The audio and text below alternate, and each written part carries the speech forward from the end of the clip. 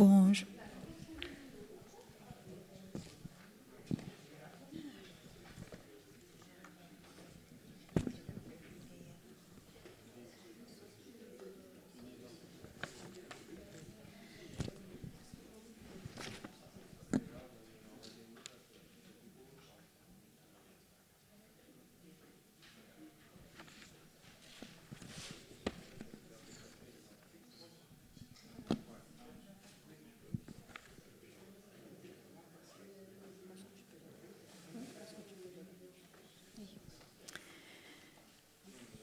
bonjour à toutes et à tous. Merci d'être venus si nombreux et nombreuses. Franchement, je ne m'y attendais pas du tout, étant donné qu'on est en août et que tout le monde est en vacances. Merci vraiment d'être là pour nous soutenir, pour soutenir ce beau projet de festival qui est Haïti 221, que j'ai le grand plaisir de porter cette année avec l'association Chercheurs d'autres, et justement que Madi va présenter en quelques mots. Bonjour à toutes et tous. Comme l'a dit Darline, merci beaucoup d'être présents aujourd'hui. On est très contents de ça, franchement. Alors pour présenter un petit peu l'association, déjà je m'appelle Madi et voici David, la personne qui filme, qui est le directeur. On est 4 salariés, on existe depuis 17 ans aujourd'hui. Notre but est de promouvoir le patrimoine immatériel, notamment guyanais, mais précisément on travaille autour des mémoires de l'esclavage et des colonialités. Il faut savoir qu'on est basé plutôt à Toulouse. Et notre but, c'est de produire notamment des films, des expositions, des ateliers autour de ces thématiques-là.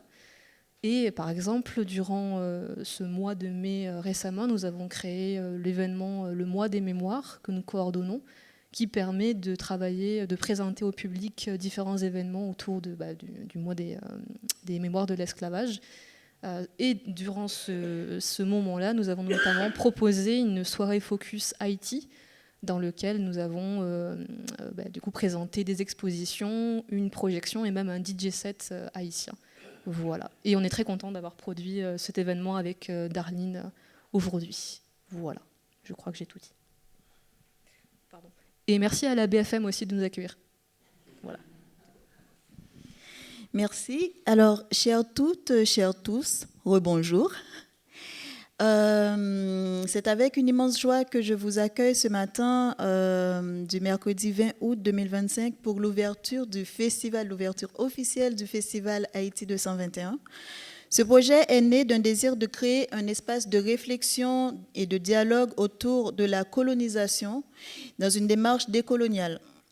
Je suis ravie d'ouvrir cette première édition qui fait un focus sur Haïti, première république noire du monde, à Limoges, cette ville qui, dans un contexte bien différent d'Haïti, a aussi une histoire de résistance, car c'est l'une des premières villes à avoir été libérée des forces allemandes lors de la Seconde Guerre mondiale en août 1944. Ne me pose pas de questions là-dessus. Je ne suis pas très calée en histoire française.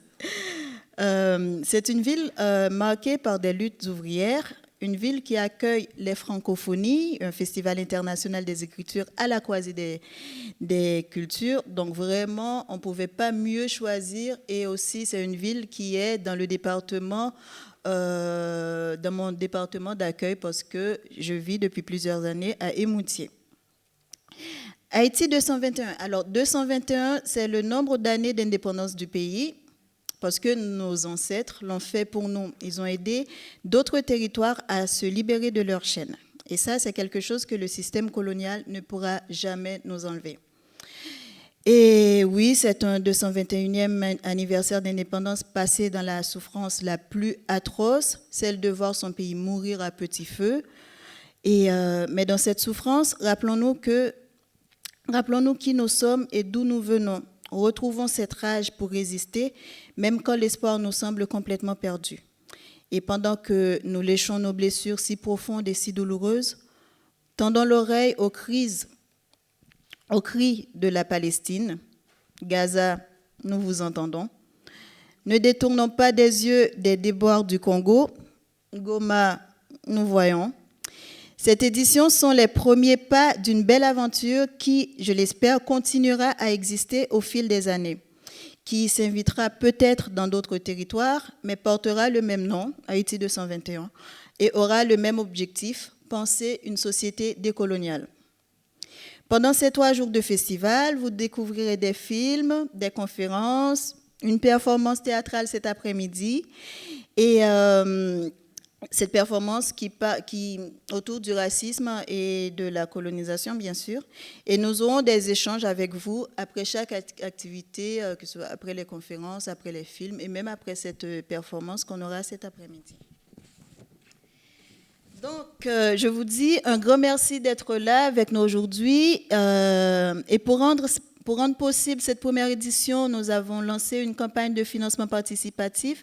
Du coup, je veux dire un grand merci à toutes celles et ceux qui ont contribué. Nous avons collecté plus de 800 €. Donc, merci et, pour vos contributions. Et je voudrais remercier chaleureusement chercheur d'autres qui m'a accompagné à la coordination de ce projet. Un grand merci à la BFM qui accueille toutes les activités de cette première édition. Et un grand merci à la Fondation pour la mémoire de l'esclavage pour son soutien financier. Et un grand merci à toutes les intervenantes et aux intervenants qui vont être là avec nous sur les 3 jours. Et merci à Mélissa Beralus qui va intervenir ce matin, qui va faire une relecture sur le passé colonial d'Haïti et sa continuité dans les crises sociopolitiques actuelles. Donc, pour la présenter, Mélissa Beralus est spécialiste en développement de projets internationaux et journaliste. Elle est militante féministe et décoloniale. Elle est l'autrice de « À l'arrivée, la vie », qui a été publiée à Atlantique Déchaîné en 2023. Et puis, elle a aussi écrit « Femmes non masculins », publié par Gouttes Lettres en 2021. Et de nombreux articles dans des journaux et revues. Et sa pièce de théâtre Pérehil, beaucoup d'Haïtiens ont été massacrés pour la prononciation de ce mot en République dominicaine. Donc Pérehil a été primé lors de l'édition 2025 du prix Texte en parole. Sur Internet, elle retrace l'histoire du bassin caribéen depuis un prisme décolonial et analyse l'actualité politique. Et juste avant de laisser la parole à Mélissa, je dois vous dire que je suis tellement contente de pouvoir dire colonial, décolonial, enfin de pouvoir utiliser ces concepts sans être censurée.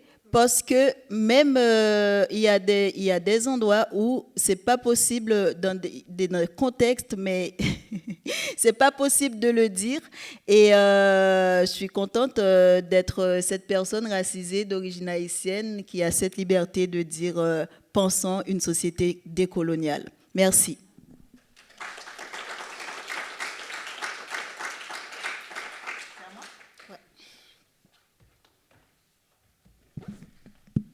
Alors, bonjour à tous, merci d'être là.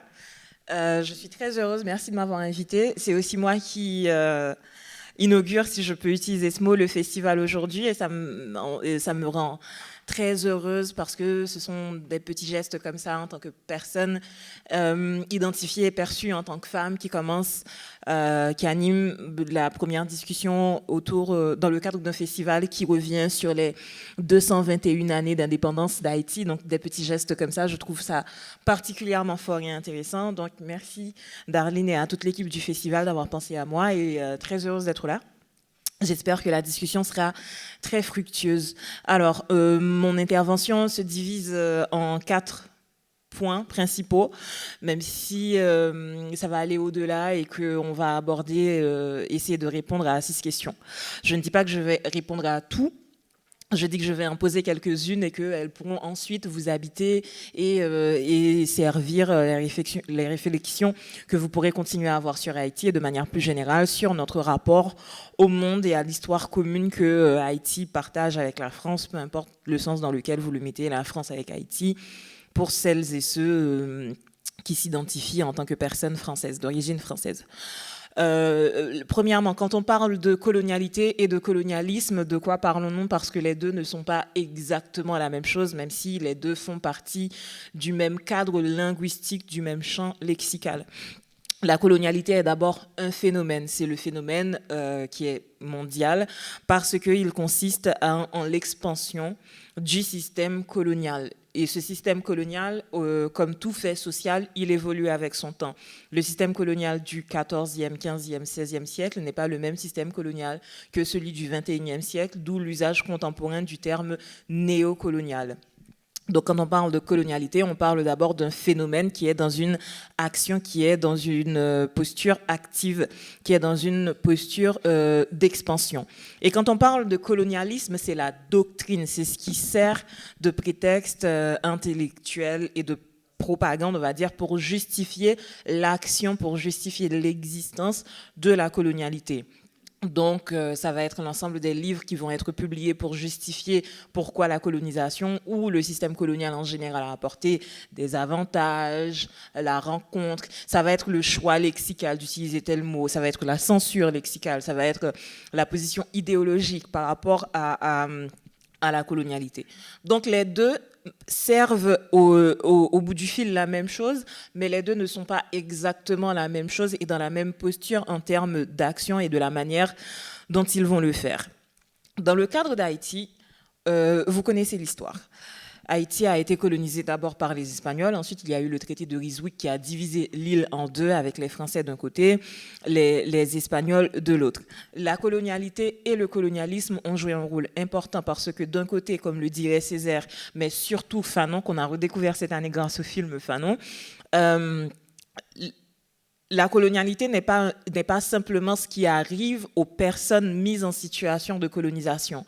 Ce n'est pas simplement ce qui va arriver aux personnes qui vont être mises en esclavage, aux personnes dont les territoires, les cultures, les pratiques et la vie va être bouleversée par la colonisation. C'est aussi ce qui arrive aux personnes, aux acteurs actifs, activeux et actifs de la colonisation. Donc ce n'est pas que ce qui est arrivé aux Amériques, en Afrique et en Asie, c'est aussi ce qui va arriver aux personnes d'origine européenne. Aujourd'hui, quand on prend...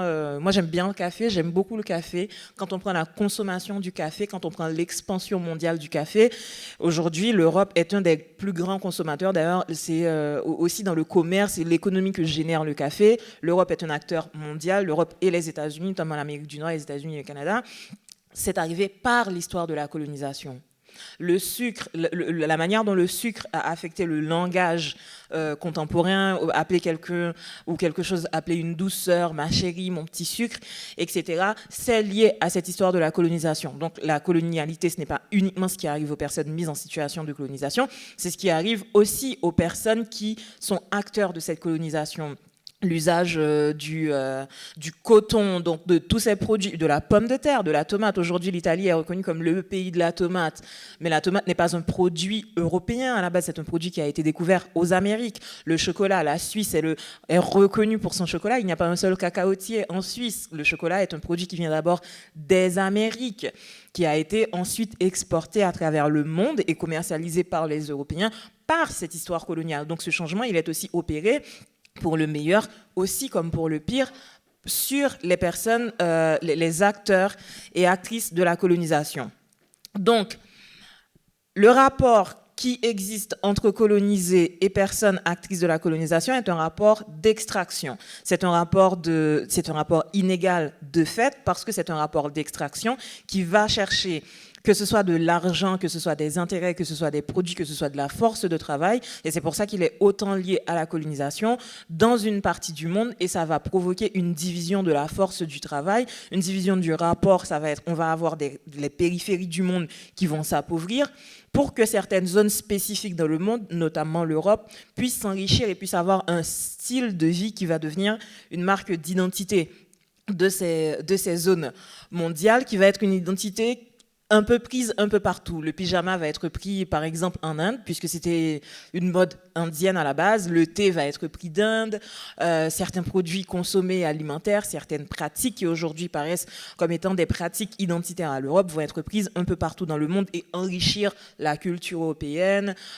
Certains mots, d'ailleurs, le mot manioc, ce sont des mots qui aussi sont pris dans d'autres langues, certaines pratiques, pour enrichir le modèle européen, tout en appauvrissant les autres modèles et en provoquant des dérégulations qui vont aussi être d'ordre géographique parce que vous connaissez tous la traite négrière qui va provoquer des séquelles non seulement géographiques, parce qu'on parle aujourd'hui énormément d'écologie, mais on ne fait pas assez le lien entre la manière dont l'histoire coloniale a été l'une des premières à affecter l'écologie mondiale.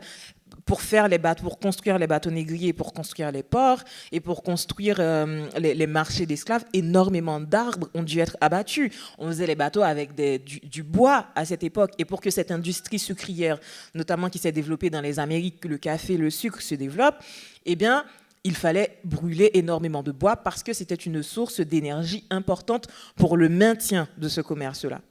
C'est donc dans ce cadre que se pose la colonisation de ce qui va devenir par la suite Haïti, mais qui était à l'époque de la colonisation de la France, la colonie de Saint-Domingue.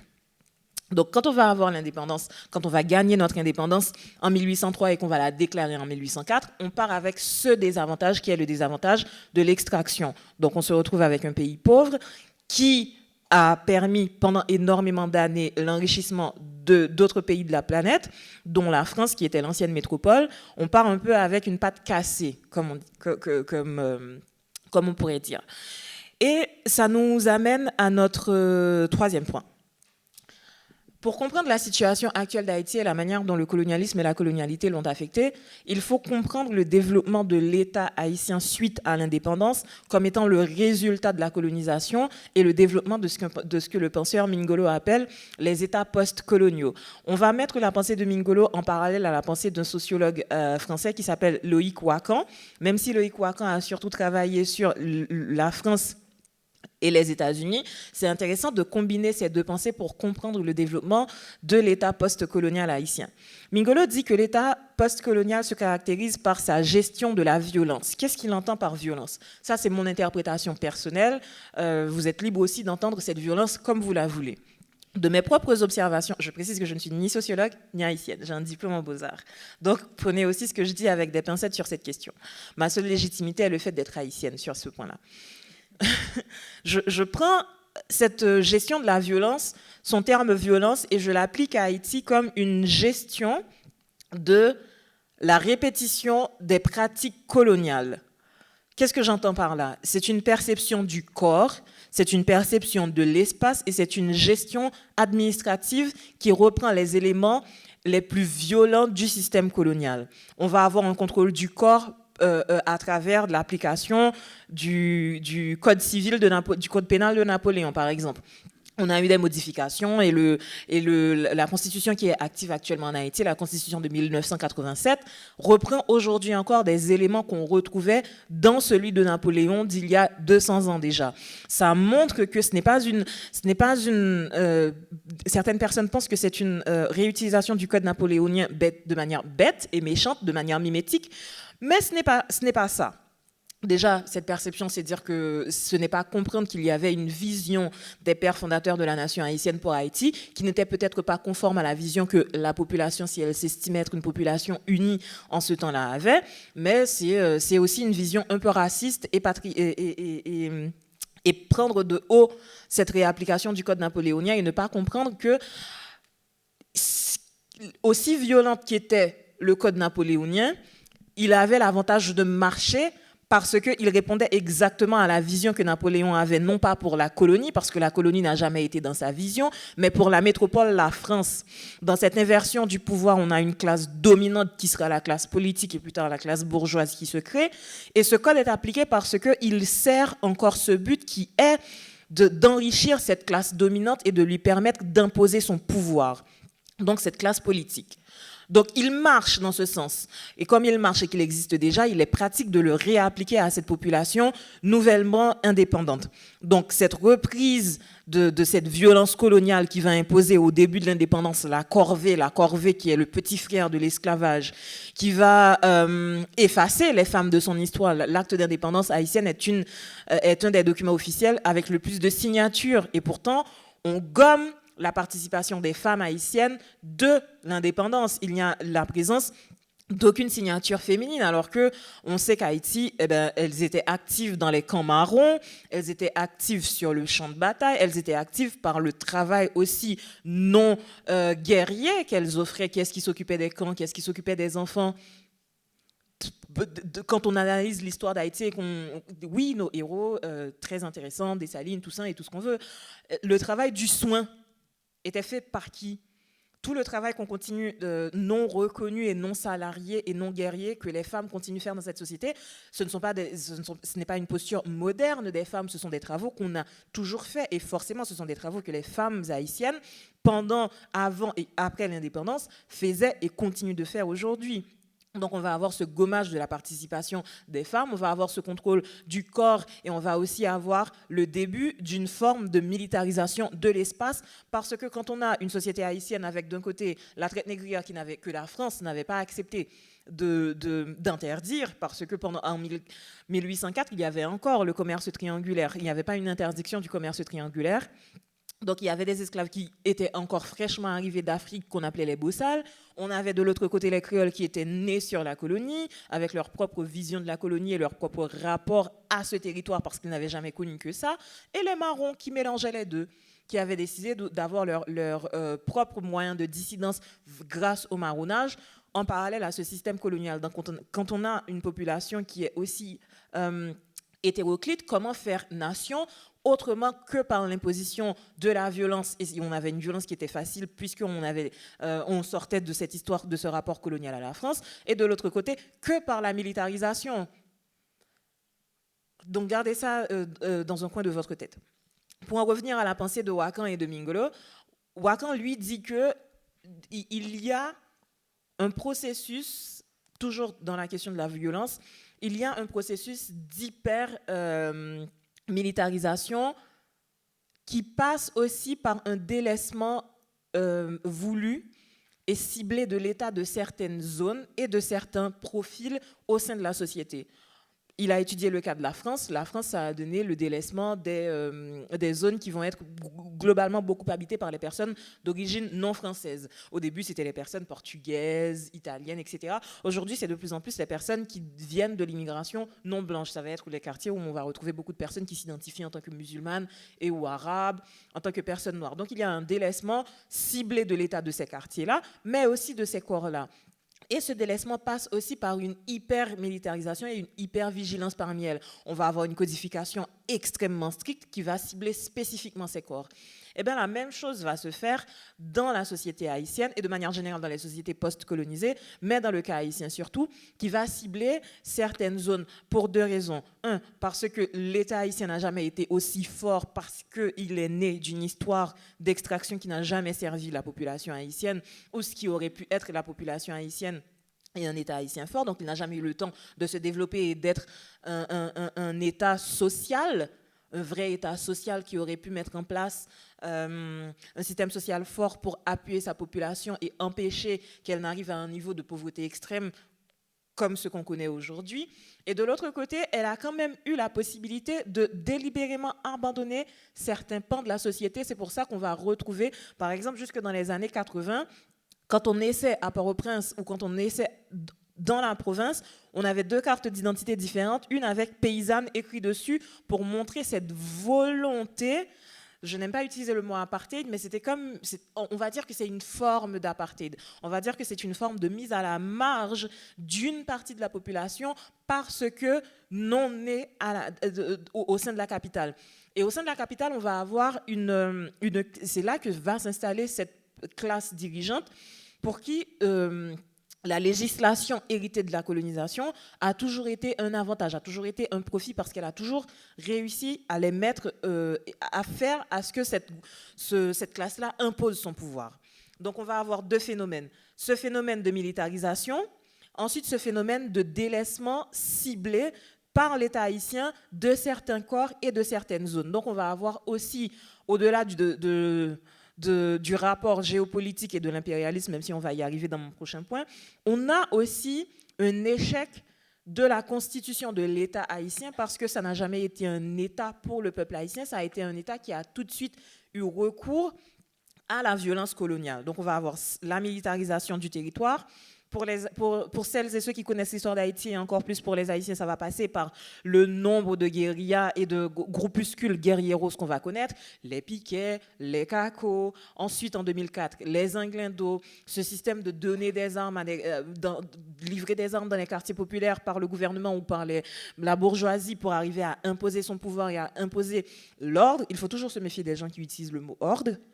Donc, aujourd'hui, c'est aussi le parcours des gangs aujourd'hui pour comprendre l'histoire contemporaine d'Haïti, cette imposition de la force. Comment est-ce qu'on peut arriver à avoir une succession de gouvernements alors que nos dernières élections remontent à 2016 et une présence continue des gangs qui arrivent à imposer un certain ordre?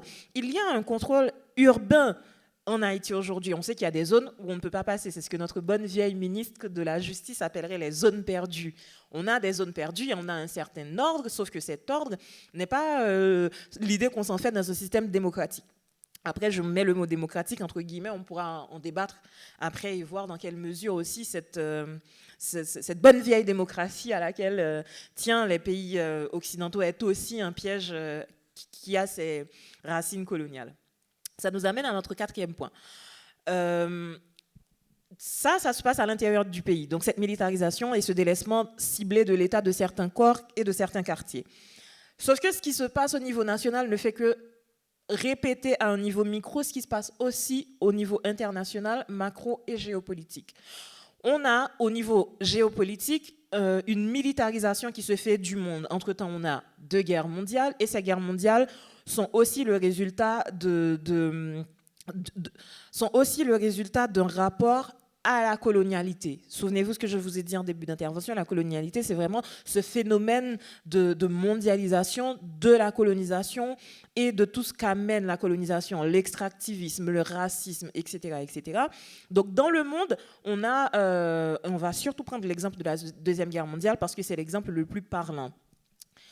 Après la réunion de Berlin qui divise l'Afrique, on a l'Allemagne qui ne se retrouve pas avec tant de colonies que ça. L'Allemagne, si on prend l'histoire de la colonisation, c'est le pays à être rentré le plus tard dans l'histoire, dans la colonisation, et qui a essayé d'avoir des territoires dans les Amériques. Ça n'a pas réussi parce qu'il y avait déjà 2 mastodontes en Amérique, la France et la Grande-Bretagne. En Afrique, on a quelques autres puissances coloniales, notamment le Portugal qui a encore quelques territoires, le Danemark qui a encore quelques territoires. Mais pour l'Italie et l'Allemagne, ils n'en ont pas tant que ça. Et ils ont le même problème qu'avait la France et la Grande-Bretagne quelques années plus tôt, c'est qu'ils ont des produits à exporter, ils ont besoin de main-d'œuvre. Ils ont besoin de diversifier pour que leur capitalisme à eux puisse aussi prendre, parce que l'Allemagne est à un moment, il sort de la Première Guerre mondiale, il faut payer ce que leur imposent les pays de l'Axe et les États-Unis après la Première Guerre mondiale, et pour payer, il faut de l'argent, et pour de l'argent, il faut investir, il faut rentrer plus d'argent qu'on en dépense. Donc, la Seconde Guerre mondiale va être aussi le résultat d'un désir d'exporter la colonialité allemande qui va se heurter à d'autres mastodontes coloniaux, donc ce qui se passe au niveau du monde, au niveau géopolitique. On va avoir une militarisation, donc on va avoir les puissances coloniales qui vont permettre à leurs colonies d'accéder à une forme de militarisation pour pouvoir les aider dans cette Seconde Guerre mondiale contre notamment l'Allemagne et l'Italie. Et on va avoir de l'autre côté ce système de délaissement spécifique de certaines zones géographiques. Pourquoi est-ce qu'en parallèle, on a un développement de l'Europe et un sous-développement encore dans ce système extractiviste des colonies? Les personnes qui connaissent mal ou qui délibérément veulent faire preuve de mauvaise foi disent souvent « Oui, mais pendant la colonisation, on a construit des ponts, on a construit des ports, on a construit des routes, etc. etc. » Déjà, s'il y avait des colons, oui, on avait besoin de routes pour ces colons. Mais l'autre chose, c'est pour 5 ponts construits à la métropole, il y en avait un construit dans les colonies Et quand bien même il y en aurait eu 10 construits dans les colonies, il y en a toujours le double, le triple, voire le quadruple dans la métropole. Et ça illustre parfaitement cette vision politique de certaines zones géographiques. Et on a connu ça aussi au milieu du XXe siècle avec les républiques bananières. Il y a une zone du monde, les zones périphériques du monde qui vont servir spécifiquement à telle vision du monde et d'autres zones qui ne vont pas servir à telle vision du monde. Les essais nucléaires suite à la Deuxième Guerre mondiale, pourquoi est-ce que les essais nucléaires ne sont pas faits dans les métropoles? Pourquoi est-ce que les essais nucléaires sont faits aux périphéries du monde? Donc, ce qui se passe à l'intérieur d'Haïti, ces deux phénomènes de militarisation et de délaissement délibéré de certaines zones, est aussi ce qui se fait au niveau géopolitique, ce qui va créer ce qu'on aime bien appeler aujourd'hui, dans notre langage de langue de bois, le Sud global. Moi, à l'école, on disait les pays sous-développés, ça avait l'avantage d'être clair. Aujourd'hui, on dit le Sud global, ça n'a aucune réalité géographique. On sait, le Sud global, quand j'étais à l'école, l'Inde, c'était un pays sous-développé. Aujourd'hui, est-ce que l'Inde fait partie du Sud global? Bon. La Chine, la Russie était un pays sous-développé. Quand j'étais à l'école aujourd'hui, on ne mettrait pas la Russie dans le Sud global. Donc, c'est flou. C'est vague, le Sud global. Mais bon, pour le moment, on n'a pas mieux, donc on va faire avec. C'est ce double phénomène aussi qui s'opère au niveau international qui va nous donner le Sud global avec les caractéristiques qu'on connaît de ce fameux Sud global aujourd'hui. Et maintenant, ça nous amène à notre prochain point. Le lien avec le capitalisme et l'essor de nationalisme un peu bête et méchant qui nourrit le néofascisme et le néoracisme. Donc, quand on comprend que ces deux phénomènes s'articulent au niveau international et au niveau national, comment est-ce que ça s'illustre en Haïti? En Haïti, c'est lié aussi avec un système capitalisme qu'on a choisi et qu'on a choisi un peu malgré nous, parce que au lendemain de l'indépendance haïtienne, il fallait bien un système économique, et le système économique qui semblait marcher était le système colonial qui va pondre le capitalisme libéral. Et on n'aurait pas su faire autrement parce qu'il n'y avait pas d'articulation d'autrement. Aujourd'hui non plus, on ne sait pas faire autrement. Quand on entend Tondelier dire comment on fera l'écologie en dehors du capitalisme, c'est une vraie question. C'est une fausse question dans la mesure où on a les anarchistes, les communistes et plein d'autres écoles de pensée qui proposent d'autres formes d'économie. Mais c'est vrai dans la mesure où on est dans un monde tellement capitalisé, tellement dans un système économique qui ne marche peut-être pas, mais qui est tellement articulé dans d'autres réalités qu'on a du mal à sortir des sentiers battus et à voir comment on pourrait faire autrement. Donc, on entre dans ce système capitaliste parce qu'on se dit on est face à un pays qu'il faut continuer de développer parce qu'on a ce besoin d'argent. D'ailleurs, on est mis au banc des accusés, on est ostraticisé, personne ne veut faire commerce avec Haïti au lendemain de l'indépendance, donc on fait comment? On s'enrichit. Et on s'enrichit comment? On s'enrichit en reprenant ce qui marchait déjà, donc la violence du système colonial. Donc c'est lié à ce capitalisme. Et ce capitalisme nous est aussi imposé parce qu'au niveau géopolitique, on va avoir cette division du monde en sud global et en pays développés, en pays occidentaux beaucoup plus développés que le sud global, qui va imposer ce néocolonialisme. Ce néocolonialisme qui, de fait, comme le système colonialiste d'antan, ce néolibéralisme, il n'est pas fait pour servir les pays du Sud global. Il est fait pour servir les pays occidentaux qui sont, peu importe comment on le tourne, les principaux bénéficiaires de ce système économique. Quand on parle de libre-échange, ça n'a jamais été un libre-échange. Un libre-échange de quoi ? Nous avons, dans les Caraïbes, la plus grande diversité de mangues en Haïti. On n'a pas de raffinerie de mangues. On vend nos mangues aux États-Unis qui nous revendent du jus en poudre. Et c'est la circulation de quoi, du coup ? Ce n'est pas la circulation des personnes, on doit payer pour faire une demande de visa, et il n'y a que 10% de ces demandes qui sont acceptées pour qu'on puisse se rendre aux États-Unis. Donc ce n'est pas la circulation des corps, ce n'est pas non plus la circulation des biens, puisqu'on a plus d'une centaine de variétés de mangues, et que les États-Unis, on n'en achète qu'une. Donc comment ce libre-échange s'opère-t-il ? Et c'est aussi pareil avec la France. La France, c'est la première destination estudiantine des Haïtiens, et pourtant, on n'est pas 10 000. On a l'impression qu'il y en a beaucoup parce qu'on est là. La France est la première destination estudiantine des Haïtiens, mais on est moins de 10 000 étudiants en France depuis que les échanges intellectuels, comme aime bien le dire la France, existent entre la France et Haïti. Donc ce n'est pas la circulation des corps, ce n'est pas la circulation des biens, puisque nos biens non plus n'arrivent pas tant que ça à cause de toute cette machine de normes. Il faut que ça respecte les normes. Et ça fait aussi écho à la loi Duplon qui est passée tout récemment avec non, les normes de l'Europe sont comme ça, les normes de la France sont comme ça. Après, c'est d'autres débats. Mais c'est une bonne lunette pour essayer de comprendre ces histoires de normes, parce que ce sont des histoires protectionnistes. Protectionnistes par rapport à quoi? Certes, par rapport aux autres pays occidentaux qui, comme le disait le bon vieux président Macron, dans un monde de prédateurs, il faut être prédateur. Quand on est dans un monde de prédateurs, il faut être prédateur. Les prédateurs, il y en a qui se mangent d'autres prédateurs. C'est comme ça. Ce n'est pas qu'un système pour éviter de se faire manger par d'autres prédateurs, c'est aussi un système pour se protéger des personnes qu'on ne perçoit pas forcément comme étant des prédateurs. Parce que s'il y a des normes, comment est-ce qu'un petit pays qui ne produit pas tant que ça comme Haïti va respecter ces normes pour vendre, on va dire, ses mangues en France, alors qu'il y a X, Y normes qu'on ne peut pas respecter? Donc ce n'est pas une vraie libre circulation, et ça pose toutes les contradictions de ce capitalisme dans lequel on est embourbé malgré nous. Et ça pose une autre chose, c'est aussi un nationalisme bête et méchant qui nourrit le néofascisme et le néoracisme. Aujourd'hui, ce n'est pas bien vu de dire qu'on est raciste, même si on l'est un peu, ou beaucoup. Ce n'est pas bien vu de dire qu'on est raciste sous un prétexte de couleur. On peut pas dire j'aime pas les noirs, j'aime pas les arabes, j'aime pas les blancs, etc., etc.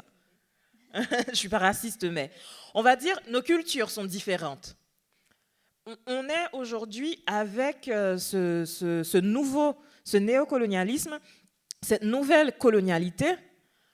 On est dans un rapport de... Nos cultures sont différentes, nos pratiques sont différentes, en oubliant que ce qu'on appelle la culture aujourd'hui est aussi le résultat de la colonisation et des rencontres, malgré elles, qui se sont opérées dans le monde.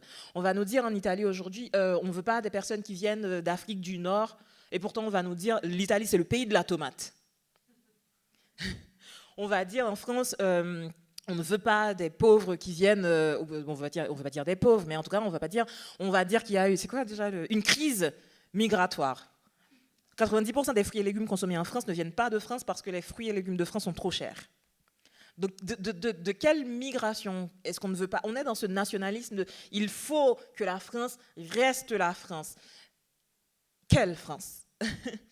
Et ça s'opère aussi dans l'autre sens. On va être dans cette construction d'un nationalisme à l'intérieur d'Haïti qui va être un nationalisme qui n'est pas une construction d'une mémoire collective, de pratiques collectives. On va être dans la construction d'un nationalisme qui va reprendre les mêmes codes des nationalismes occidentaux, qui produit forcément le néofascisme et le néoracisme. Ça va être par des symboles comme la France, c'est une langue. En Haïti, aujourd'hui, on est un pays diglossique, cependant, on a la présence de 2 langues, malgré nous, on a aussi le français. On va retrouver des personnes qui vont dire, mais pourquoi est-ce que tu parles dans la langue du colon? Si je dis, elle avait des mines dans le front, est-ce que le colon comprend? Cette langue, aujourd'hui, elle est la nôtre. Elle est aussi la nôtre. La France n'est même plus le plus grand, c'est pas le pays avec la plus grande communauté francophone au monde. Donc dire que c'est la langue du colon, oui, factuellement c'est vrai, historiquement c'est vrai, mais on a eu 200 ans de liens qu'on a développés et un imaginaire qu'on a développé avec cette langue. Quand on dit qu'elle a la bouche sue, est-ce que le colon comprend? Donc voilà, on l'a construite cette langue. Et c'est un national. Je suis antinationaliste, mais on va dire que aujourd'hui, je vais dire que je ne suis pas antinationaliste, mais on aurait pu avoir la possibilité de créer un imaginaire collectif et de s'ouvrir sur le monde et de devenir internationaliste parce que notre histoire, par essence, la révolution haïtienne, est une histoire internationale et internationaliste, mais on a un peu manqué ce coche et on est en train de développer ce nationalisme qui reprend les mêmes éléments du nationalisme occidental et qui est dangereux parce que ce nationalisme, même dans les pays occidentaux, il ne sert pas la totalité de la population. Quand on a un nationalisme qui dit il faut consommer français, est-ce que tous les Français ont la possibilité de produire français? Quand on est dans un rapport de consommation avec le nationalisme, si on est dans un rapport de consommation, c'est qu'on est dans un rapport de production. Et qui dit production et consommation dit système capitaliste, alors qu'on est face à l'échec et aux contradictions du système capitaliste. Je ne sais pas si je vais trop vite ou si vous arrivez à comprendre le fil de pensée. Ce que je veux dire, c'est que si ce nationalisme passe par si ce nationalisme, c'est il faut entretenir la langue française, alors que la langue française a toujours été un outil d'évolution. Une langue, par essence, tout fait social est un fait dynamique, ce n'est pas un fait statique, et que la langue évolue. La langue française d'aujourd'hui, ce n'est pas la langue française de 200 ans. Allez lire Hugo. Allez lire tous les poèmes d'Hugo et dites-moi si c'est la même langue qu'aujourd'hui. Donc si on refuse que cette culture, elle évolue en disant « il faut rester français parce qu'on veut que cette langue soit ce qu'elle est », mais même l'Académie de 200 ans dirait qu'on n'est pas en train de parler français aujourd'hui. Du coup, ça n'a pas de sens d'empêcher la langue d'évoluer et d'être dans ce nationalisme, comme je disais, bête et méchant, qui ne produit que deux choses, le néo-racisme et le néo-fascisme, parce que c'est ça. Quand il y a ce lien entre ce nationalisme qui est un nationalisme de consommation, donc qui implique forcément la production, c'est qu'on est dans un rapport dans un rapport capitaliste. Et le capitalisme, par essence, n'a pas de sens puisqu'il part du principe qu'on a des ressources qui sont infinies et aucune ressource, même la ressource la plus essentielle au capitalisme, qui est la ressource humaine, elle n'est pas infinie puisqu'on est face au changement climatique. Déjà, on est face à la vieillesse, à la mort et on est face à d'autres changements en dehors de nous. Le réchauffement climatique et la fin aussi des ressources techniques comme l'eau douce, etc., etc. Donc, ça m'amène à mon dernier point, et ce point-ci, ce n'est pas plus moi qui vais parler, mais ce sont des questions que je pose. C'est maintenant quel avenir, d'un côté pour Haïti, et de l'autre côté, quel avenir collectif, parce que Haïti n'est pas en dehors du monde, et ce qui arrive en Haïti est une conséquence des décisions qui ont été prises par cette classe dirigeante qui s'est tout de suite constituée après l'indépendance, mais qui est elle-même le résultat d'une géopolitique coloniale. Quel avenir? Deuxième question. Comment habiter le monde collectivement et comment habiter le monde sans la justice, la réparation et la mise en commun? Merci.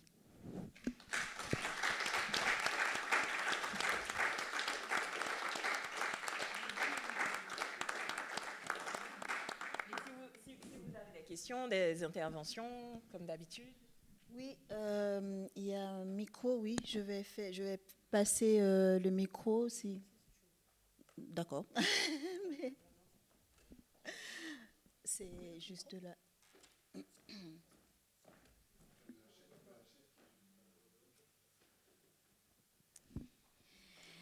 Encore merci, Mélissa, de ne pas avoir eu la bouche sue. J'ai une question, ça veut dire quoi exactement? J'ai une question, je ne sais pas.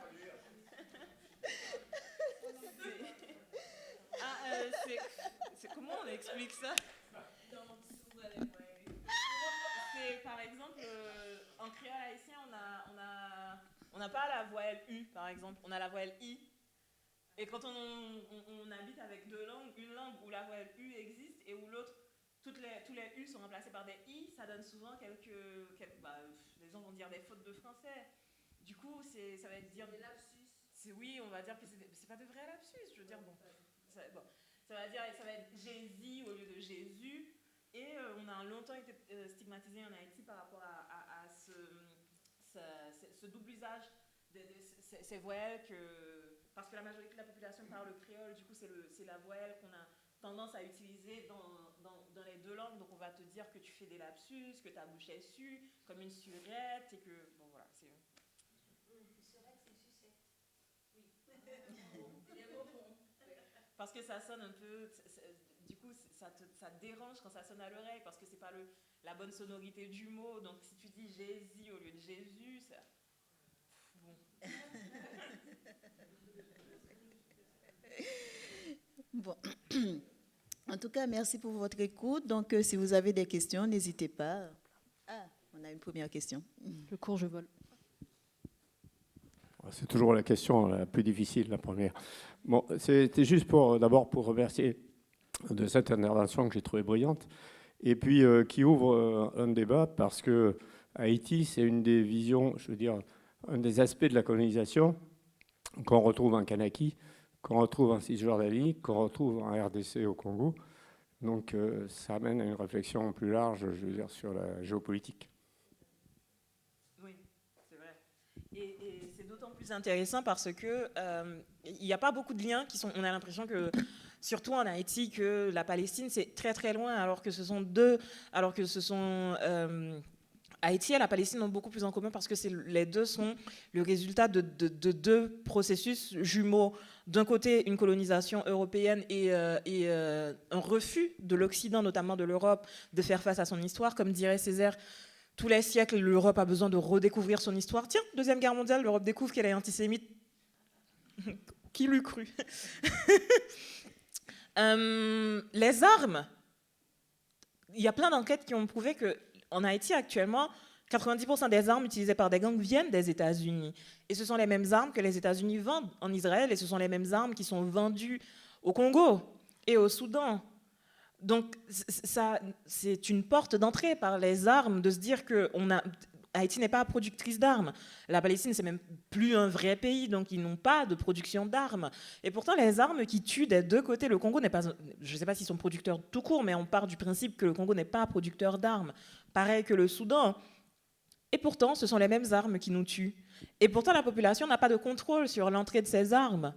Donc, c'est vraiment un double processus très similaire dans le fait qu'il y ait une histoire continue d'ingérence. Et d'ingérence notamment des pays occidentaux, des États-Unis, bon, aujourd'hui aussi de la Russie, on le dit un petit peu moins fort, mais oui, la Russie est aussi une puissance qui fait de l'ingérence de plus en plus. Et on a l'impression que c'est une histoire continue de moments ratés de nos histoires à chaque fois. Il y a une... Non.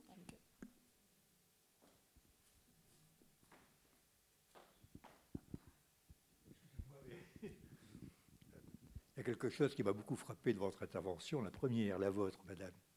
C'est que vous avez présenté Limoges sous un jour presque idyllique concernant la pensée générale de notre ville. Enfin, notre ville. Pour moi, elle ne l'est que partiellement, mais tout de même. Je suis frappé parce que lorsque vous évoquez ensuite le colonialisme, mais ce colonialisme, on nous l'impose en permanence par des phrases, par des citations. Nous sommes aussi la ville qui s'est libérée en 1944, pardon. Ça, c'est vrai. Mais nous sommes aussi la ville où est né le maréchal Bugeaud, qui lui a colonisé, et dans quelles conditions, l'Algérie. Il faut aussi le dire, quand même, n'est-ce pas? Et nous sommes aussi la ville où il y a un monument, enfin un mémorial plutôt, auquel je suis assez sensible, parce qu'il parle d'hommes qui ont disparu bien prématurément, parce que ils avaient l'âge que j'avais à l'époque. C'est un monument qui est intitulé Monument de l'Afrique française du Nord. Et chaque fois que je passe devant, je me dis, mais qu'est-ce que c'était que cette Afrique française du Nord? Et pas plus tard que ce matin, en promenant mon chien, excusez-moi, je regarde ce qui est derrière, alors gravé dans le monument lui-même, je ne parle pas du fléchage, gravé dans le monument lui-même, aux victimes de notre département, du Maroc, l'Algérie et la Tunisie, 1952-1964.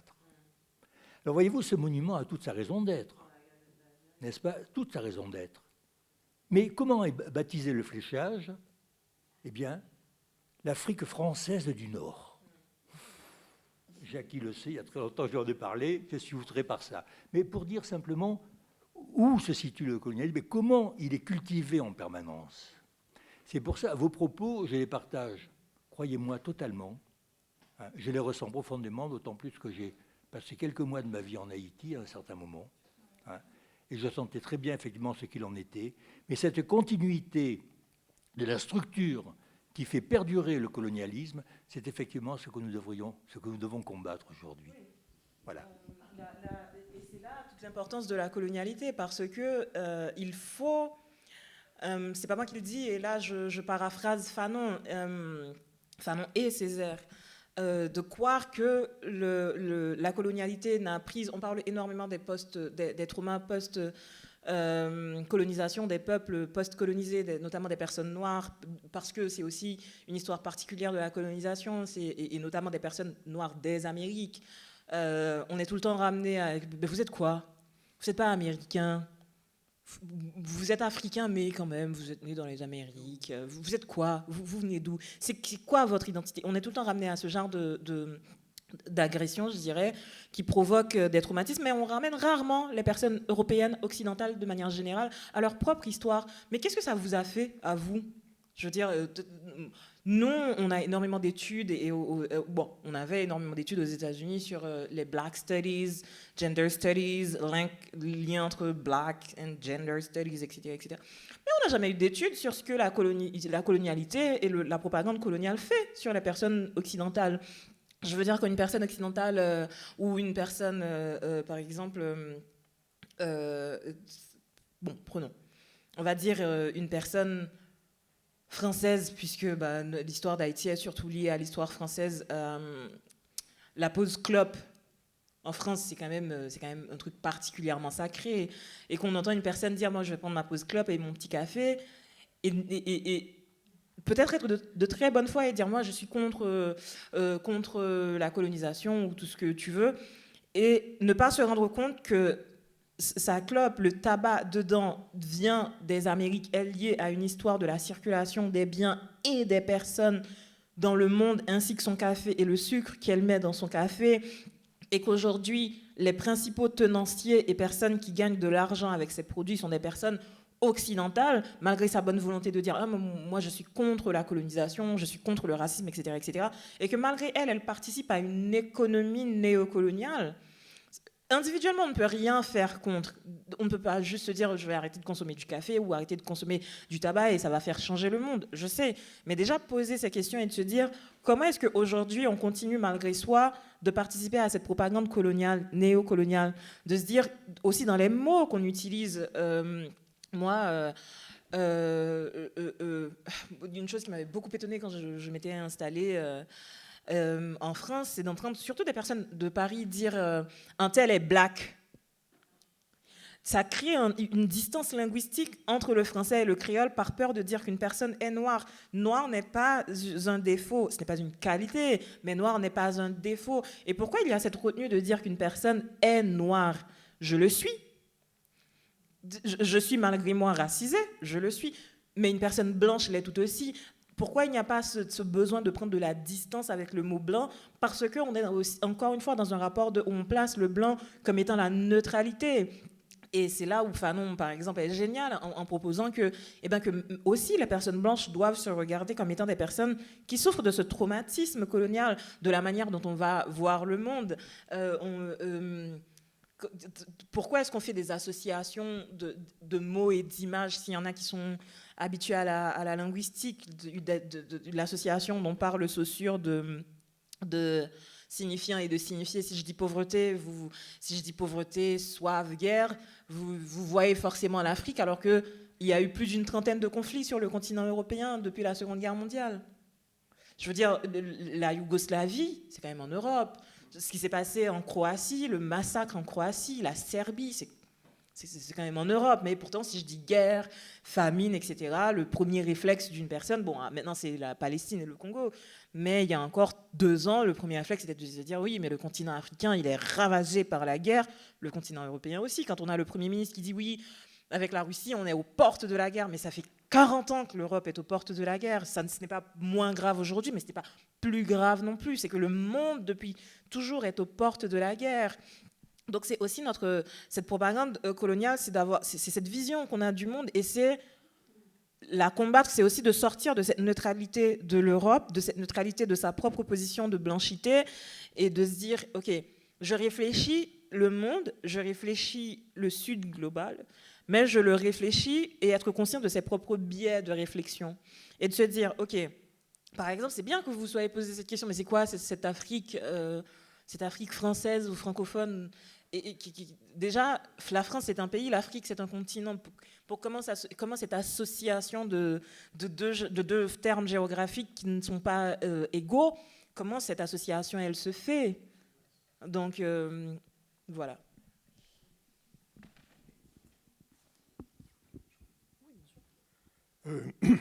Le titre de la conférence, c'est aussi à l'épreuve de l'histoire. Oui. J'aimerais avoir votre regard sur l'histoire, surtout le début de l'État haïtien. Vous avez parlé tout à l'heure de gestion de la violence.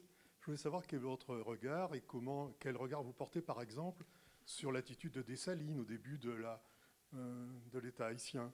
Alors moi, je suis la mauvaise personne à qui poser cette question parce que pour moi, je suis dessalinienne. Je suis bêtement dessalinienne. Je critique la bêtise, mais je suis bêtement dessalinienne. Mais si on note plus sérieuse, c'est facile à dire aujourd'hui, en 2025, et dans le confort de cette salle, de dire qu'on aurait pu faire autrement et qu'on aurait peut-être dû faire autrement. Aujourd'hui, que je sais ce que c'est l'État-nation et qu'avec les 200 ans d'histoire qui sont... l'histoire du monde et l'histoire d'Haïti, je sais ce que ça a donné, la construction d'un État-nation haïtien et de manière générale la construction des États-nations. Et avec ce que je sais, je peux, dans mon confort, dire ça ne fait pas sens d'être dans ce rapport d'État-nation.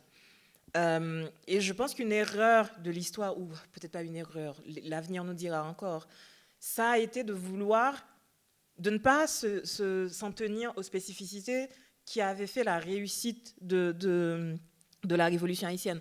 Le slogan de la révolution haïtienne, c'est « l'union fait la force ». Pourquoi on a eu besoin d'union ? On a eu besoin d'union parce qu'on était une population hétéroclite. On a eu besoin d'union parce qu'on était un groupe de personnes qui n'avaient de commun que notre haine du système colonial. Et peut-être qu'on aurait dû rester cette population hétéroclite. Peut-être que ça ne fait pas sens. Et ce n'était pas que les Haïtiens. Je ne sais pas si vous connaissez le chapitre avec les Polonais, quand Napoléon envoie des Polonais en appui à l'armée française. Dessalines arrive à rallier les Polonais du côté de l'armée indigène, et on a une population haïtienne descendante de ces Polonais. Il leur a donné une ville, il en a fait des Haïtiens, etc.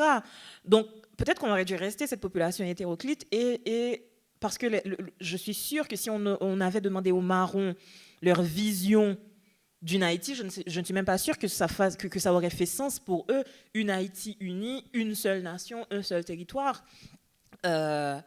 Et pareil, quand on en parle beaucoup moins, mais on a aussi beaucoup de personnes, d'anciens colons qui avaient décidé de rester. La personne qui a rédigé l'acte de l'indépendance haïtienne, quand même, était blanc français. Donc, quelle était la vision de ces personnes, de leur rapport à Haïti, etc. Donc oui, moi, je pense que ce n'était pas la solution la plus intelligente de construire un État-nation, et on voit à la mort de Dessalines ce que ça a donné, le pays scindé en deux, avec une république d'un côté, un royaume de l'autre, et deux visions complètement différentes. Et encore une fois, j'insiste sur le fait que ça a été Dessalines, Christophe ou Pétion, ce réflexe de recourir instinctivement aux mêmes procédés que ceux de la colonisation, au travail forcé, à l'invisibilisation de l'apport des femmes, à la militarisation de ce territoire, au contrôle des corps, etc. Donc, je ne sais pas si c'est le résultat de... Voilà, on a connu que ça a marché, on s'est dit, on reprend ce qu'on connaît, on remplace juste les Blancs par cette nouvelle classe politique tout aussi violente, ou si c'était provisoire. Je ne sais pas, et on ne saura pas le dire, on ne peut que spéculer là-dessus. Donc, moi, je pense qu'il y avait de très, très bonnes choses à prendre dans la vision de Dessalines pour Haïti. Par exemple, la question de la couleur. Dessalines vient et dit, on a une population noire.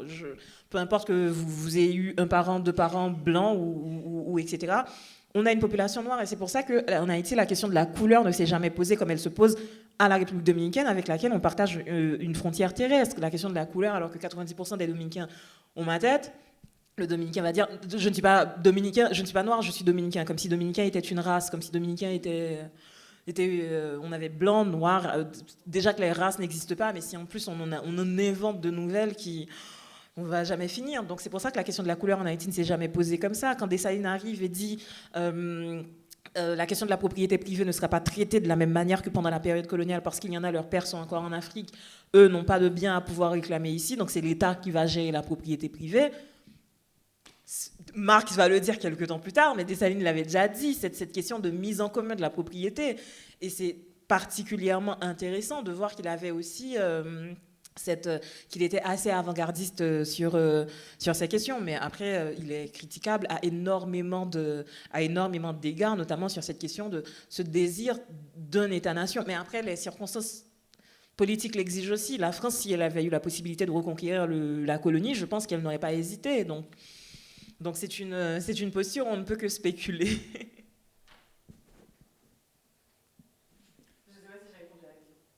Est-ce qu'il y a d'autres questions?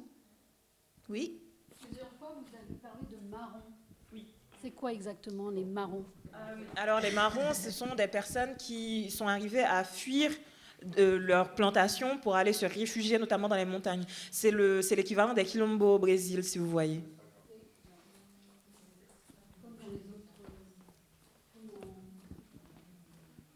Oui, comme dans toutes les colonies, il y a eu je sais que on n'a pas eu beaucoup de, je ne sais pas si on n'a pas eu, il n'y a pas de travaux historiques là-dessus, mais on n'a pas de communauté marronne très documentée en Haïti. Mais on a des communautés marronnes. C'est côté France, pour le coup, pour donner l'histoire de la France, qui est encore France aujourd'hui, la France plus côté outre-mer, donc à La Réunion. Il y a énormément de documentation, effectivement, sur les marronnages sur l'intérieur de La Réunion, les Hauts. Et après, en Guyane aussi, il y a des descendants de marrons, les Bushinengue, qui ont leur propre langue, leur propre religion. Et donc, ça veut dire que c'est l'histoire de France, comme Haïti et Saint-Domingue et l'histoire de France. Mais là aussi, c'est le territoire de France aujourd'hui. Donc, il y a des marrons qui sont présents en France, en Guyane française. Voilà. Et il y a beaucoup de documentation, pas sur les communautés marronnes qu'il y a eu en Haïti, mais sur en Jamaïque. Je sais qu'il y a beaucoup de travaux faits sur les communautés marronnes en Jamaïque. Il y a même une ville en Jamaïque des marrons et au Brésil, avec les quilombos du Brésil. Il y a même un livre très intéressant, une BD qui malheureusement ne se vend plus, qui est en rupture de stock, qui n'a pas été réédité sur les communautés marronnes du Brésil. Et on retrouve effectivement des traces de marronnage dans tous les endroits où il y a eu de la mise en esclavage, en Guadeloupe évidemment, en Martinique. Et on a même les palanqués en Colombie, sur les zones qui étaient aussi hispanisantes, ou donc portugaises avec les quilombos, c'était le cas. Et donc il y a eu des cas et après il y avait des petits marronnages ou des grands marronnages. Donc les grands marronnages, c'est vraiment on faisait société hors de la colonie, de là où on cultivait. On arrivait à s'échapper et à faire société plus ou moins difficilement quand même, selon les zones géographiques. L'Amazonie a été un lieu de refuge, un refuge. La montagne aussi à La Réunion, par exemple. Mais il y a des petits marronnages aussi sur quelques jours où on revient à la colonie. C'est compliqué aussi.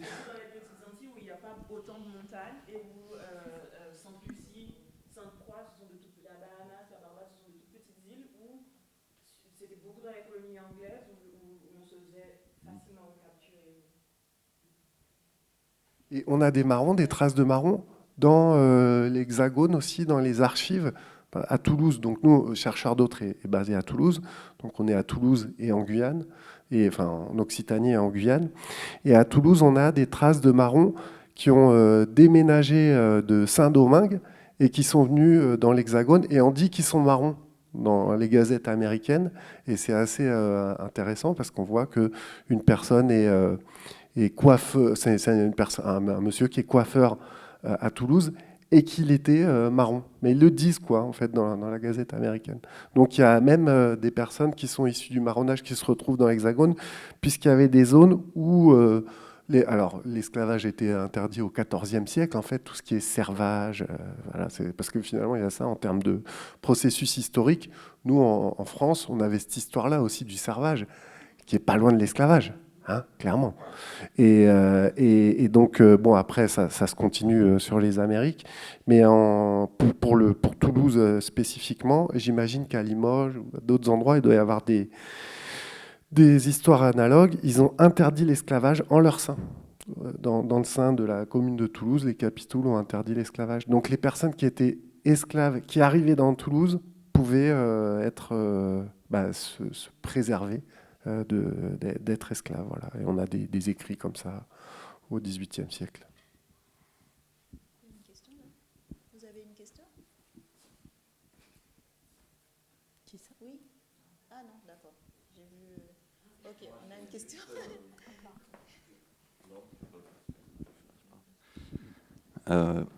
Moi, c'est juste une question par rapport à Toussaint Louverture et Dessalines. Du côté français,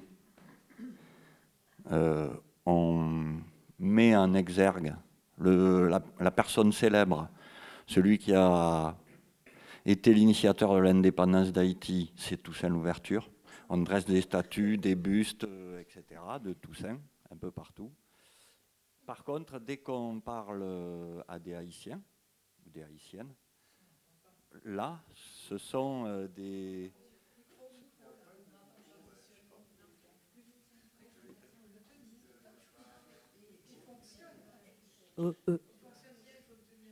Oui.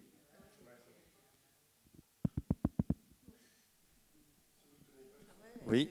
Je sais pas. Donc, dès qu'on en parle à des Haïtiens, là, par contre, c'est Toussaint, il est mis de côté presque, et c'est Dessalines qui ressort comme étant la personne qui est à l'origine de la véritable indépendance d'Haïti. Alors j'ai ma petite idée là-dessus, parce que je parle avec beaucoup de Haïtiens, mais j'aimerais avoir votre sentiment, votre version, votre peut-être explication par rapport à cette différence d'appréciation de personnages. Je vois clairement pourquoi la France aime beaucoup Toussaint. Il faut savoir que pendant il y a toujours eu des conflits aussi entre les empires coloniaux et la France. La France et l'Angleterre ont toujours été des empires guerriers. Donc il y a toujours eu tout au long de leur histoire énormément de conflits entre les deux. Et ces conflits, les territoires coloniaux aussi ont servi de territoire pour ces guerres de proxys. Donc c'est comme ça qu'on a eu d'ailleurs le traité de Ryswick entre la France et l'Espagne. La France a beaucoup de fois essayé de prendre Cuba, qui est quand même la plus grande île des Caraïbes. Et la France et l'Angleterre, ils se sont quand même pas mal tirés dessus, notamment pour plus de territoires aux États-Unis. La France avait la Louisiane, la Grande-Bretagne avait pas mal des territoires de ce qui constitue aujourd'hui les États-Unis. L'Espagne avait une partie, notamment vers ce qui constitue surtout le Mexique actuel, mais une grosse partie du Texas, etc. Donc ils se sont pas mal tirés dessus. Et il faut savoir que après la Révolution française, les colonies étaient déstabilisées et l'Angleterre a mangé une grosse partie de ce qui était alors Saint-Domingue, et c'est notamment grâce à Toussaint qu'ils ont repoussé les Anglais, ensuite les Espagnols qui étaient du côté Est et qui ont essayé aussi de grappiller du terrain. Et Toussaint, on rentre bien dans cette histoire-là du nationalisme français. Je ne pense pas que Toussaint rentre dans l'histoire française pour son apport à l'indépendance haïtienne, mais plus par rapport à cette histoire-là de « Ah, il a mis sur la gueule des Anglais et des Espagnols, on est content ». Maintenant, je ne suis pas sûre qu'il y ait une vraie différence d'appréciation en Haïti de Toussaint et de Dessalines. Ce discours, j'ai commencé à l'entendre récemment. Il n'est pas si vrai que ça, que Dessalines est plus apprécié, mis en valeur en Haïti que Toussaint. Je pense qu'il y a une volonté, qu'il y a eu une volonté ces 10 dernières années d'une tranche politique en Haïti de faire de l'histoire haïtienne un puzzle pour que chacun puisse prendre une partie pour en faire le véhicule d'une idéologie plus générale sur Haïti. Et je pense que Dessalines rentre bien dans le discours des plus populistes, alors que Toussaint ébranle ce discours très populiste. Il y a plein de choses critiquables, autant chez Toussaint que chez Dessalines, il y a énormément de choses critiquables, mais l'indépendance haïtienne, c'est le résultat du travail des deux, et pas que des deux, aussi de toutes les personnes qui ont participé. On oublie souvent Capois la mort et Christophe. Bon, Pétion, c'est un petit peu plus compliqué vu ce qu'il a fait après, mais... On oublie que ce sont tous des actrices et acteurs importants de l'indépendance haïtienne. Par contre, ce qu'il y a, c'est que cet état post-colonial haïtien qui est dans la gestion de la violence est aussi dans la gestion de la violence idéologique en Haïti. la question par exemple, noir, en Haïti, le mot noir ou néguès ne réfère pas à la couleur, mais au genre. Cependant, on a aussi d'autres références à la couleur qui sont tout aussi violentes que si on avait choisi de garder le mot nègre en référence à la couleur. Et ça montre aussi que même si Dessalines a eu cette idée brillante de faire de tous les Haïtiens un peuple noir, notre histoire, qui est aussi une histoire d'ingérence notamment de la France et des États-Unis par l'occupation d'Haïti des États-Unis pendant le XXe siècle, a exacerbé cette histoire de couleur qui a mis en place, on connaît les politiques de doublure et on connaît les présidents qui ont succédé à cette politique de doublure après l'occupation des États-Unis, qui étaient tous des présidents mulâtres. Donc on n'a pas eu tant de présidents noirs et qui s'identifient en tant que président noir que ça. Et comme Dessalines, parce qu'il est dans l'imaginaire qu'on s'est fait, dans le mythe de Dessalines qu'on s'est créé, cet homme nègre noir, plus proche physiquement et idéologiquement de ce que serait le nègre haïtien noir, ça fait que pour beaucoup de personnes populistes et noiristes, l'image de Dessalines répond mieux. Et comme on a eu en 2011 un président qui était toute la caricature de la bourgeoisie haïtienne, avec le mépris de classe qu'on connaît, avec le mépris de genre qu'on connaît, ça a fait renaître ce désir d'une masse populaire et populiste on veut quelqu'un qui nous ressemble, on veut ce mythe de Dessalines. Et c'est pour ça qu'aujourd'hui, certaines personnes ont tendance à mettre Dessalines un petit peu plus haut qu'il ne devrait l'être, en tout cas à tout prendre comme si tout était bien et qu'il n'était pas critiquable.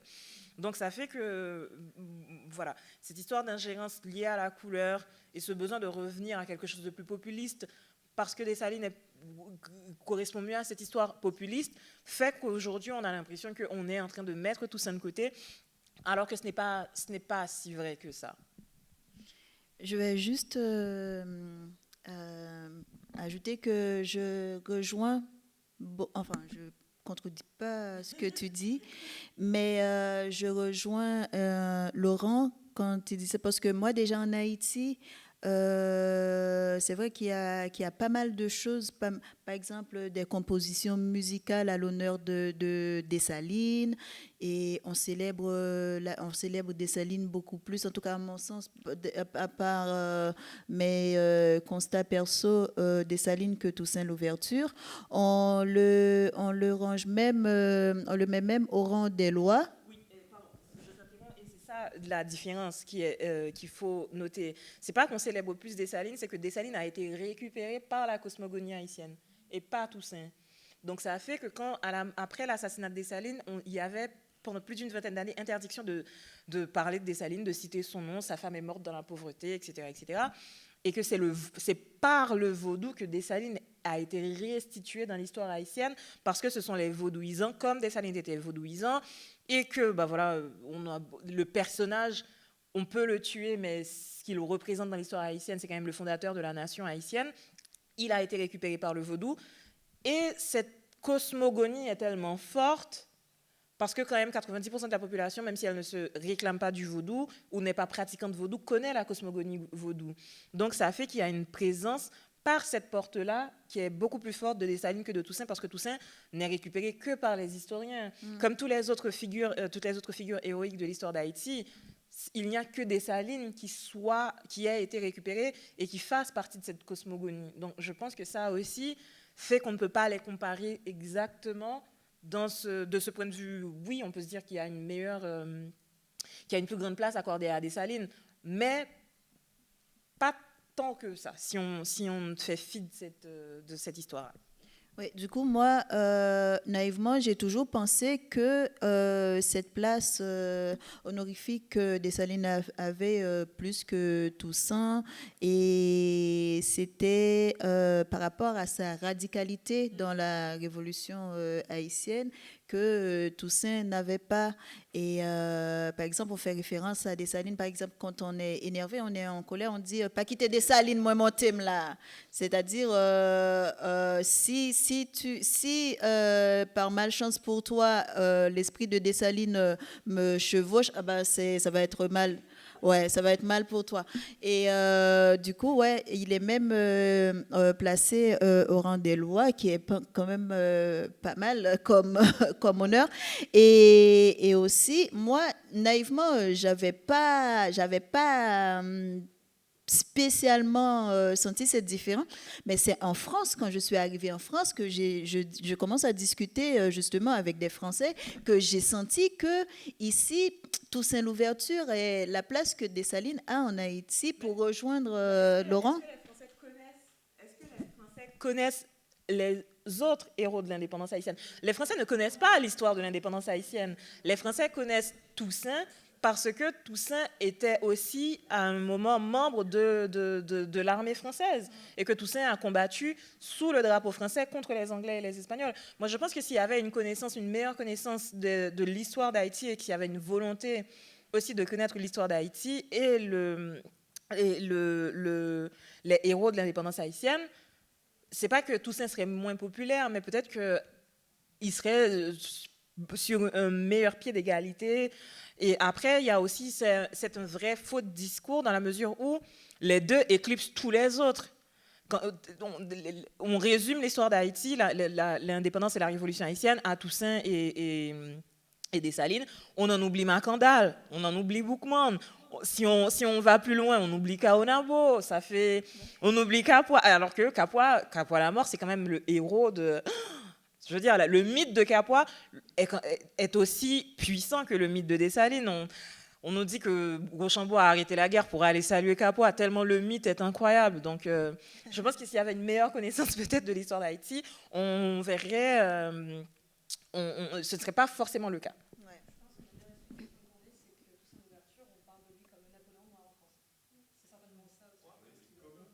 Comme le Napoléon noir.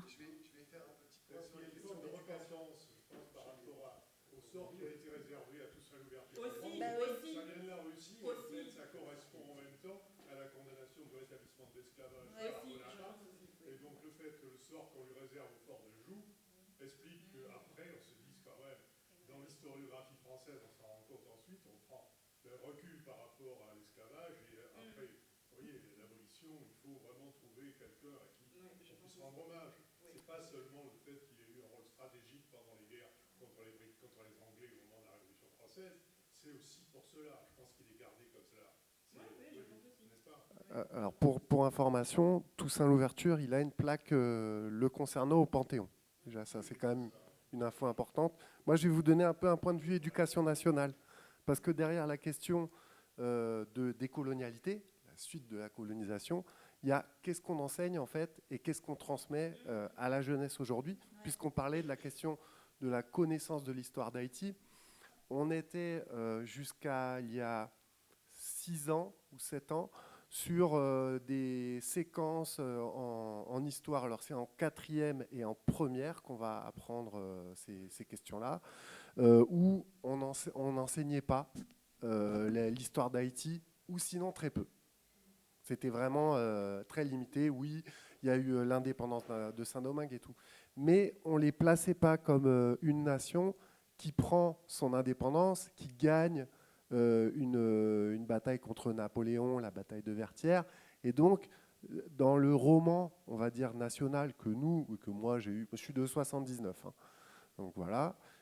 Et après, moi, dans ce que j'ai fait en enseignement, après, je ne suis pas prof, mais je suis intervenant dans les établissements scolaires, on a vu qu'il y avait un manque sur ces questions d'Haïti.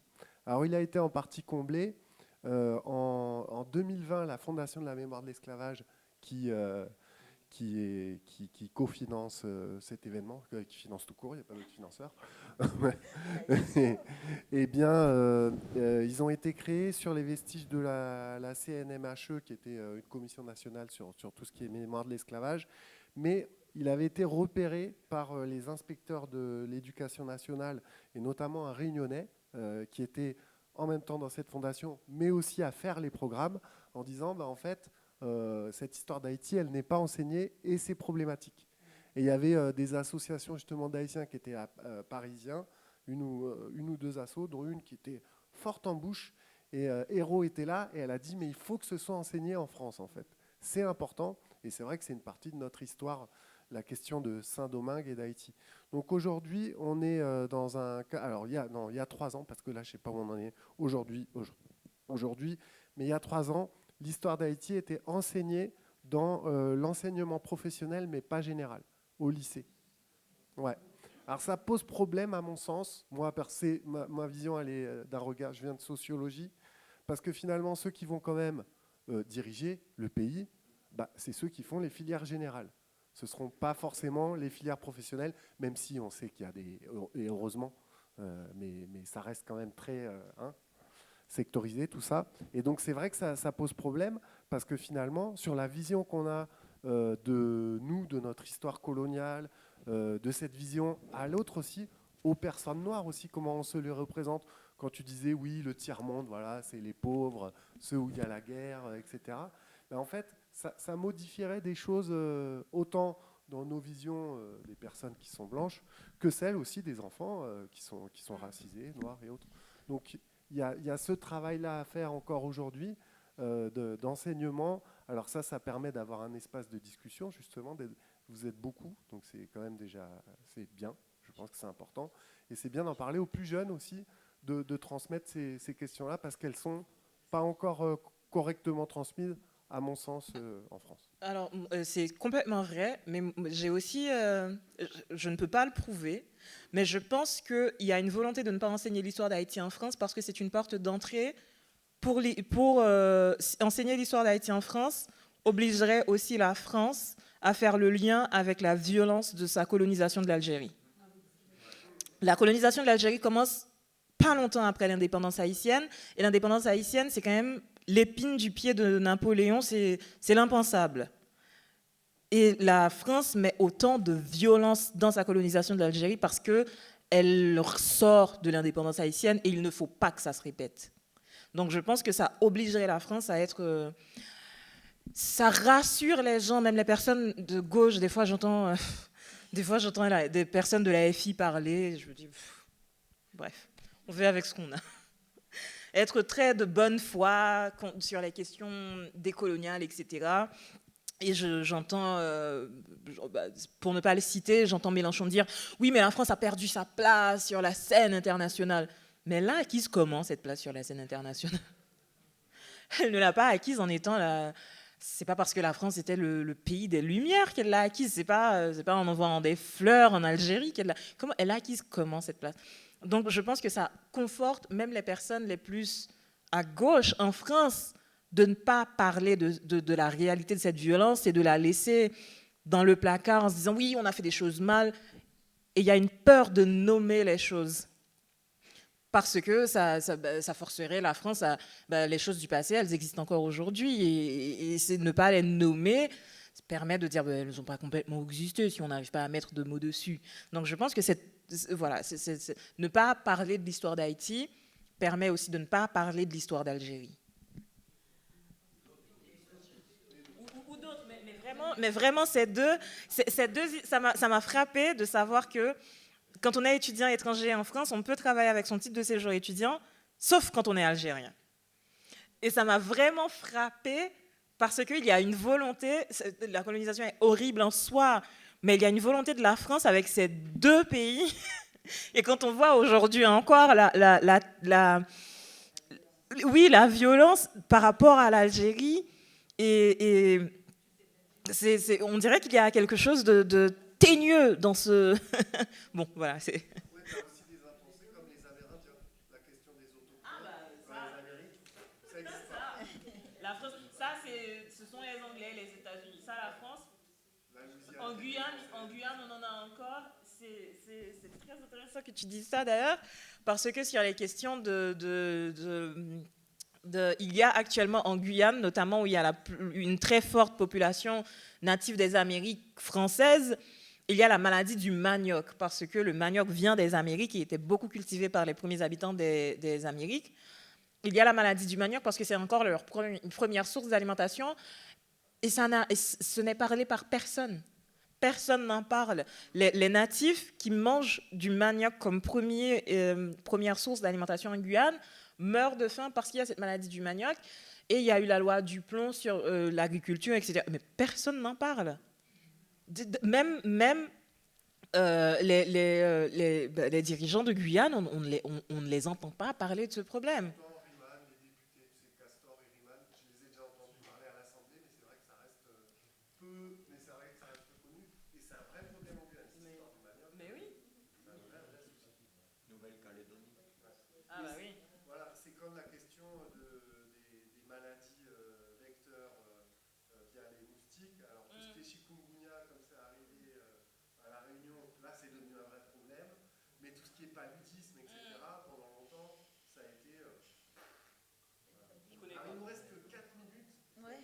Alors, moi, j'aurais voulu juste... C'est pas du tout une conclusion, mais je voudrais... parce que tu as parlé aussi des femmes qu'on oubliait dans les signatures et tout au début. Moi, je vous amène à Agen. Agen, en Lot-et-Garonne, où je suis originaire. Et en 2016, j'ai appris que Suzanne Toussaint-Louverture était morte et enterrée à Agen. Elle a vécu en résidence surveillée par Napoléon, donc de 1803 à 1816, à Agen. Elle est arrivée avec ses 3 fils, Isaac, Placide et Saint-Jean, ou du moins je devrais dire Placide, Isaac et Saint-Jean.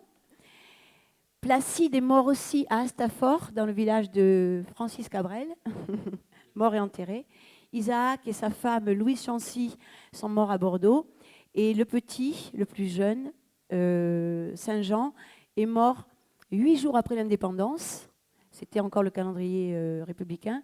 Il est mort le 9 janvier 1804, après que son père soit mort au Fort de Joux en 1803. Ils sont enterrés, lui aussi est enterré à Agen, Saint-Jean, Suzanne. En 2016, moi je suis haïtienne de cœur parce que j'ai ma fille qui vient d'Haïti, adoptée d'Haïti, et jamais j'avais entendu parler de cette histoire à Agen. Une phrase d'un petit monsieur écrivain dit « Savez-vous que la famille Toussaint-Louverture a vécu à Agen en résidence surveillée et Suzanne est morte et enterrée à Agen ?» Là, vite, je me suis mise en action. Je suis allée voir le maire, j'ai dit « Attendez, il ne faut pas... On arrive en 1816, ça fait 200 ans que Suzanne est décédée. Il faut faire absolument soit des plaques, soit une statue. Je connais des magnifiques sculpteurs haïtiens qui peuvent faire ça. » Le maire a répondu « Ah, bon, ça aurait été Toussaint Louverture encore qui soit passé et mort à Agen. Je ne dis pas, mais madame, je vous jure, hein.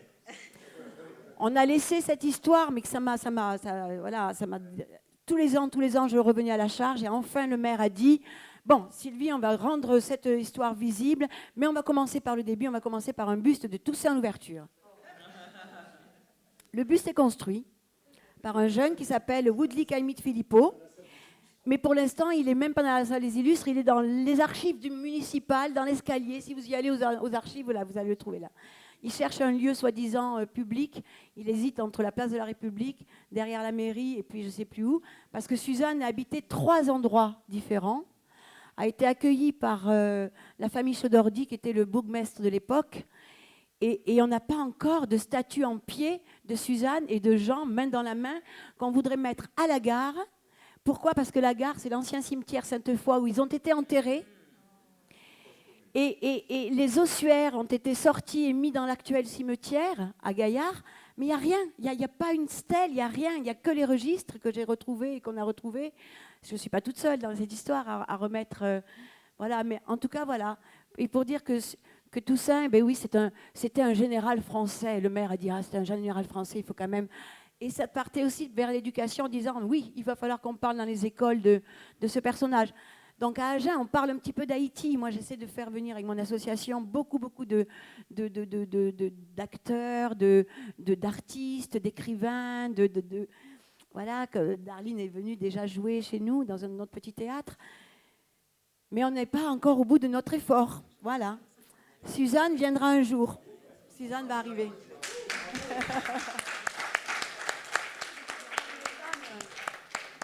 Les femmes sont oubliées. Heureusement qu'il y a Jean d'Amérique pour les restituer dans leurs écrits, comme la petite Sanie de Bel-Air.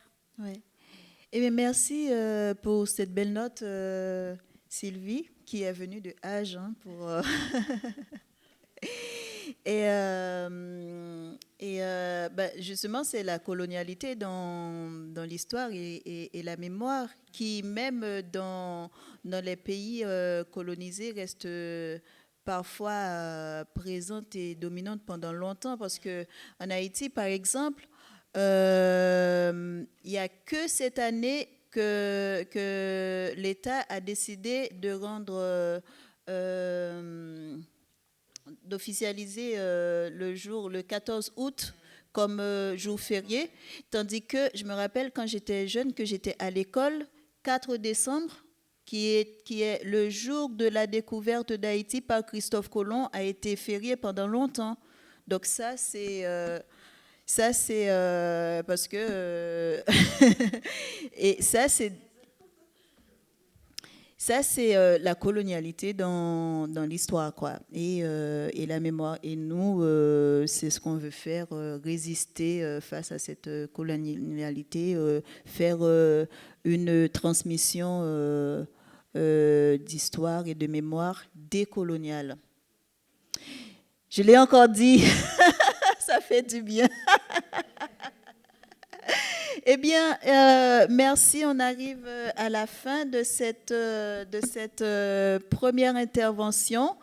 Et du coup, cet après-midi, on va avoir la projection d'un film de Rachel Magloire qui sera présenté par Mélissa. Et c'est un documentaire qui dure, j'ai pas la durée sous les yeux, et qui s'appelle Les enfants du coup d'État. Et je laisse le synopsis pour plus tard, comme ça vous aurez envie de venir. Et ça a été produit en fin 90 et c'est sur les victimes de violences du coup d'État, des femmes victimes de viol du coup d'État. Voilà. Et puis, et c'est à 13h30. C'est à 13h30 jusqu'à 16h. Et si vous avez encore l'énergie, à 16h30, on a une petite performance autour du racisme. C'est une performance qui est destinée à être présentée dans des écoles.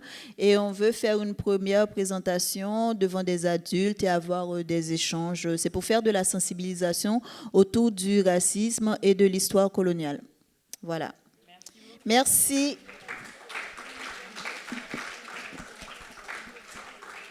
Alors une dernière information, vous pouvez noter vos mails si vous voulez rester en lien avec le festival ou l'association. Et vous avez la feuille à côté de Madi qui est là. Vous pouvez noter vos mails pour être sur des newsletters, des trick-tatters, tout ça. All right. Merci beaucoup. Et bon appétit. À tout à l'heure.